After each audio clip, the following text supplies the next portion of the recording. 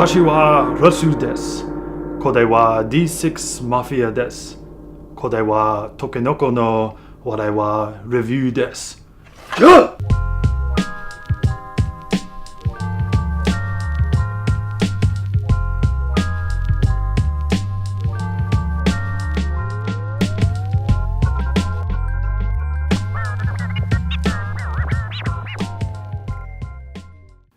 In the game Takenoko, China and Japan have just ended a great war, and as a symbol of peace, China has given the Japanese emperor a giant panda. Now, 2 to 4 players play members of the court that are trying to gain favor with the emperor by taking care of this prized panda and the garden where it lives. So, the object of the game is for players to collect victory points, which represent the favor of the emperor. Victory points are gained by feeding the panda, growing bamboo, and increasing the size of the garden in particular ways. But let's kind of jump into the game itself. So we have the game, beginning game state set up here. You start with the center pool tile here with the gardener and the panda tokens on it. And then each player draws a hand of 3 objective cards, 1 from each of the objective types: panda feeding, plot placement, and bamboo growth. So then gameplay begins. It's interesting to note that gameplay starts with the tallest player. So if you have a regular gaming group, the same person will likely always be going first when you bust out Takenoko. Which is kind of interesting compared to other games. So on each player's turn, they may take 2 actions. And the only rule is that they may not take the same action twice. When an action is taken, they place these little wooden tokens that come with the game on that action to represent that has already been taken. So let's go over the actions here real quick. The first one is plot placement. When placing a plot, you will draw a plot randomly off the plot pile and place it somewhere on the board. Now it can be connected to any space. Since we don't have any other plots, it just automatically connects there to the center tile. Once you place a plot that is irrigated, meaning it's connected to the center pool, or there are other ways to irrigate, which we're going to talk about later, but it grows a length of bamboo once you place it. The second one is taking an irrigation tile. So you may take an irrigation tile from the box. You may either place it on the board, or you may put it on your player sheet to save for later. We're just going to save this one for later. Next is move the gardener. So you may take the gardener and move it in a straight line over to another plot. When it does, it grows a length of bamboo. And as an additional bonus, if there are any other plots that share a color with the plot you move the gardener to adjacent to it, those also grow. So if there were several green plots next to this one, they would all grow 1 length of bamboo. Next is move the panda. The panda is kind of the opposite of the gardener. When you move the panda to an area, panda eats 1 length of bamboo, and you collect it here on your sheet to be turned in later for victory points. The last action you can take is to draw a new objective card. You can choose any one of the objective cards. It's part of the strategy might be to concentrate on one, or maybe diversify and try to get one of each. But as an action, you may take one of these cards, add it to your hand to a maximum of 5. So we're gonna set up the game board here. I'm gonna put out a few more plots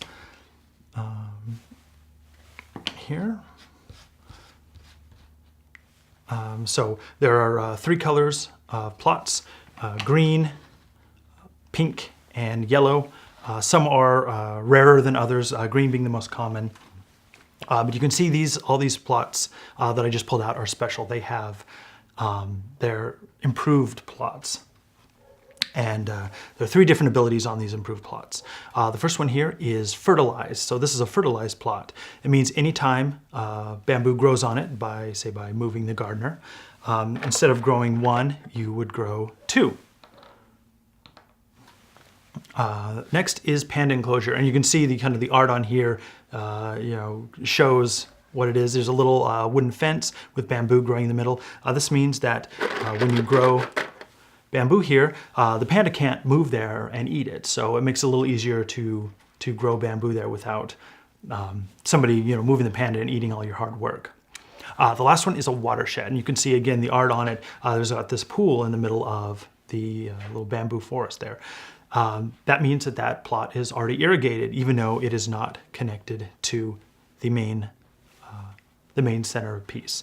Now this plot here is currently not irrigated, but as you or other players working together gain irrigation tokens, they can be placed here along the edges of the tiles. And now that this plot has irrigation on one of its edges, it is now capable of growing bamboo. So let's go over some of the different objective cards we got here. I'm going to start with panda eating.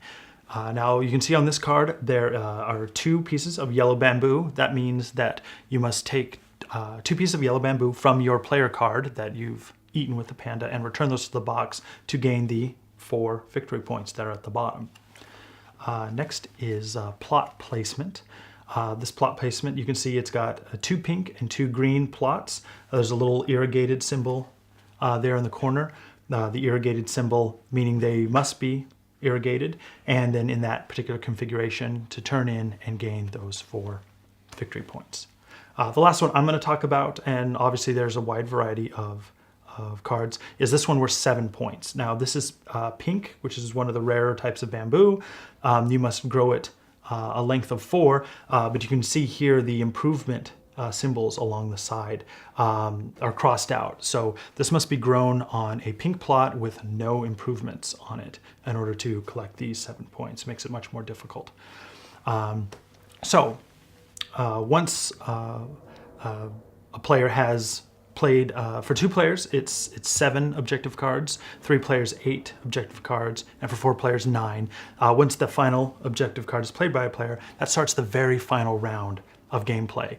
That player will claim the Emperor's Favor token, which is just an additional 2 points, but sometimes can make or break it.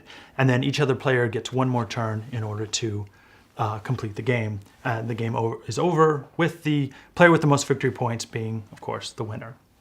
Now, the only other thing that I have not gone over yet is the weather die. Now, in your first playthrough, the game suggests you leave out the weather die, but we highly recommend that you leave it in for every game because it adds this nice level of just a little bit of randomness and luck. Not a lot, but just enough to kind of keep things a little bit interesting beyond, drawing a random tile off the top of the plot deck or drawing a random objective card. The weather dice determines what the weather is like on a player's turn. So before they take their actions, they'll roll this dice. And your player card has this convenient cheat sheet to show you kind of a reminder of what each of the actions do, which I'm going to go over here right now. So the first one is the sun. Now the sun gives you an additional action. It's one of the best weathers you can possibly hope for. Imagine that, sunny to grow bamboo. You get an additional action, but it still falls within the rule that you cannot take the same action twice. So it's a 3rd additional action, but it must be different from your other 2 actions. Next is rain. The rain lets you automatically grow a piece of bamboo. You roll the dice. You may take some bamboo of whatever color outside of the box and place it on an irrigated plot. Next is wind. Now wind's that exception to the rule that when it comes up, it'll let you take the same action twice. On the right turn, this can be really huge because you might be maybe 2 bamboo away from getting a grow objective, or maybe you're a couple bamboo away from getting an eat objective, or 2 irrigation away from completing a plot objective. So this lets you take that action twice, and maybe you pick up those 2 irrigation tokens and build your irrigation out to that plot you really wanted to finish, and you can gain those victory points. Next is lightning. The lightning scares the panda, and when the panda's frightened, it runs away to another space and eats bamboo until it feels better. So you would move the panda token to a different space and eat some bamboo, adding it to your supply. The last type of weather is the cloud. Now the cloud is also very important because it lets you take one of these improvement tokens. We went over those before, the fertilizer, watershed, and panda enclosure. You may take one of those and you can either immediately place it on the board, or if you want to save it for later, like the irrigation tokens, you may just place it on your player card to use at a different time. These can be really important either to help you attain objectives, or in the case of that 7-point one, if you see somebody really, trying to grow hard on a plot that doesn't have anything on it, maybe they've got one of those tokens and you could throw one of these improvements on it, and that would completely ruin their chances of getting that card. So there's maybe a little strategy if if you're thinking ahead, or you make some good guesses. And then the final result on the weather die is the question mark. The question mark is probably the best result because it lets you, the player, choose which of the weather results that you want for the turn, letting you basically take kind of complete control of the turn and get the most out of what the weather that you can. So I think that's about it for gameplay. So what do we think? Well, we looked pretty hard to find some fault with this game, and we just really like it. There's really very little wrong with it. We found that early on in the game, there is some trouble with growing objectives. I found that people tend to try to get their panda eating objectives done really early, and so if you're the only player trying to grow and everyone else is trying to eat, it's really hard to get that 4-stack of bamboo if 2 or 3 players in between your turns are eating all of your hard work. But really, other than that, there's no real complaints we have, because later in the game everyone else is also trying to grow, and you can just kind of hop on that bandwagon and collect your objectives there.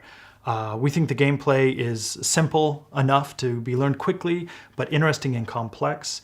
There's plenty of strategy. There's just the right amount of luck with the weather die and the drawing of the cards, to the strategy of which actions do I want to take this turn? How do I use my weather result most effectively? We just can't find really any fault with this game. We have trouble classifying it. It's not quite a Euro.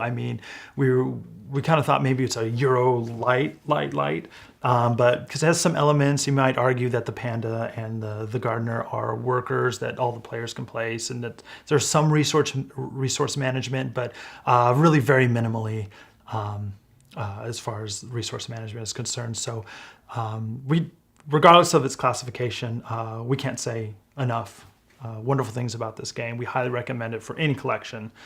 I think that about wraps it up. I'm Russ with D6 Mafia. Thanks for watching.